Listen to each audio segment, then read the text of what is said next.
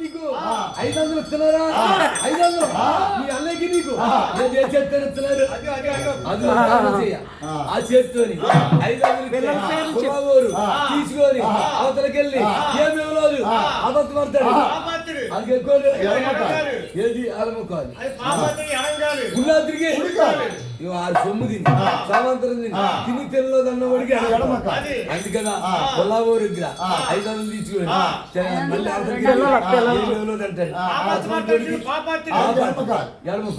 అయాట ఖర్చు పెట్టి వాండర్ గారు ఇద్దరు రెండు భార్యలు వాళ్ళిద్దరు తాళం చేసి రాలింగ్ వెళ్ళి మెంటల మూడు గాడికి వెళ్ళి గుడి చుట్టూరు తిరిగి గుడి ముందుకు వచ్చి కొబ్బరికాయ పెట్టి నమస్కారం మంచిగా పట్టారు నమస్కారం చేశారంట. అలాగా మీ అక్కడ నడిచారు మన వెంకట బాబు వెంకట బాబు గడ్డి తినే పశువు ఎక్కడ చల్లగా ఉంటే అక్కడ తొంగుంటుంది, ఎక్కడ పచ్చగా మేత ఉంటే అక్కడ భోజనం.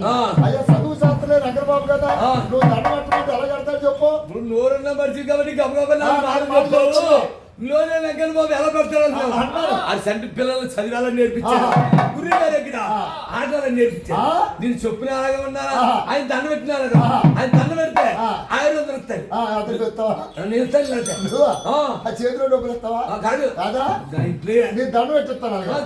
జై రమారమణ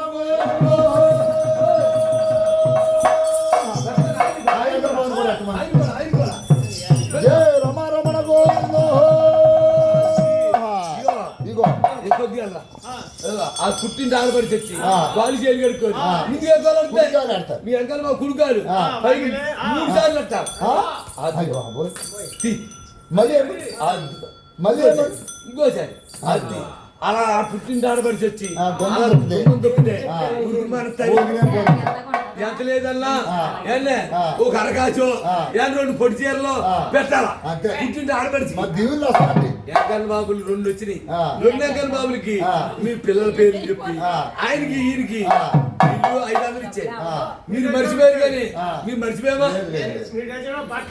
మూట పప్పులు పెట్టారు సంతోషంగా 2 వెంకన్న బాబు